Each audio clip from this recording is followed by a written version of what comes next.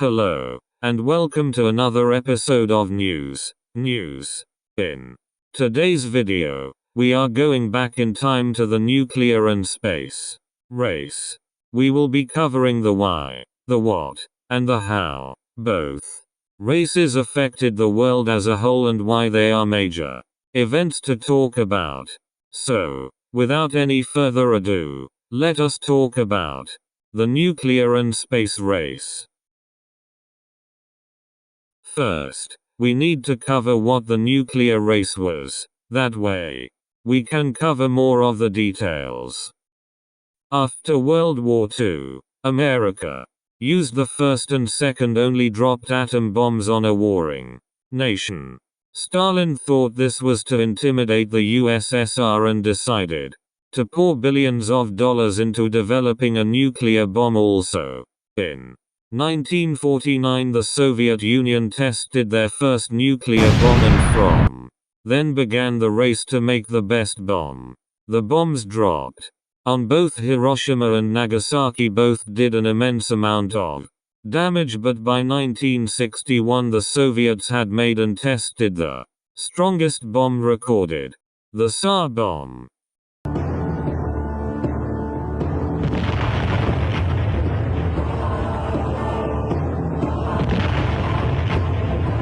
The Tsar bomb was 3,333 times stronger than the first atomic bomb and equals over 50 million tons of TNT.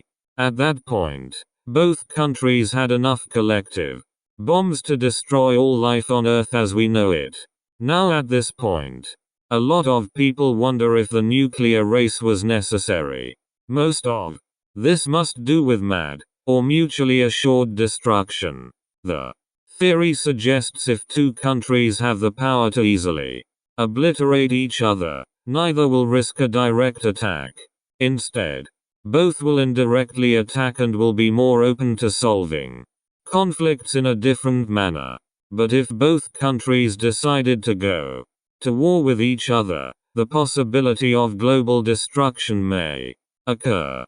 MAD has worked thus far, but since the nuclear race, high tensions have always been between the US and Russia.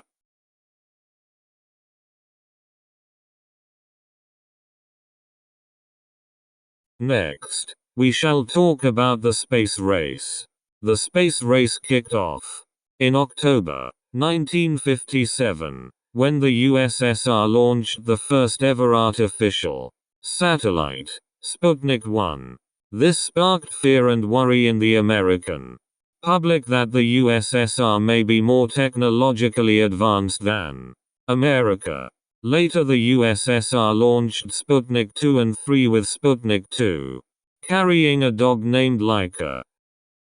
After many successful launches, US citizens became anxious of the USSR being able to attack from space. After the USSR launched their first satellites, the US created the National Aeronautics and Space Administration, NASA. On the 1st of October, 1958, NASA's first objective was to launch a man into orbit as soon as possible. However, the Soviets won when they put Yuri Gagarin in space in April of 1961. After losing that battle, NASA decided to put a man on the moon. The Apollo program was made to try and put a man on the moon by the end of the 1960s, and after 10 attempts, NASA was able to put the first man on the moon. It's one small step for man, one giant leap for mankind. Go in and catch an additional reflection off the lamp, effectively ending the space race. So, looking back at both competitions between the two Cold War superpowers, we can conclude that both races between the US and the Soviet Union brought some of the biggest accomplishments in human history, from putting the first man to space, to going to the moon, and building the biggest bomb. It paved the way for how humanity will solve problems in the future. With the introduction of nuclear bombs, no country will win a Third World War. And the space race put a whole new realm of human exploration to light.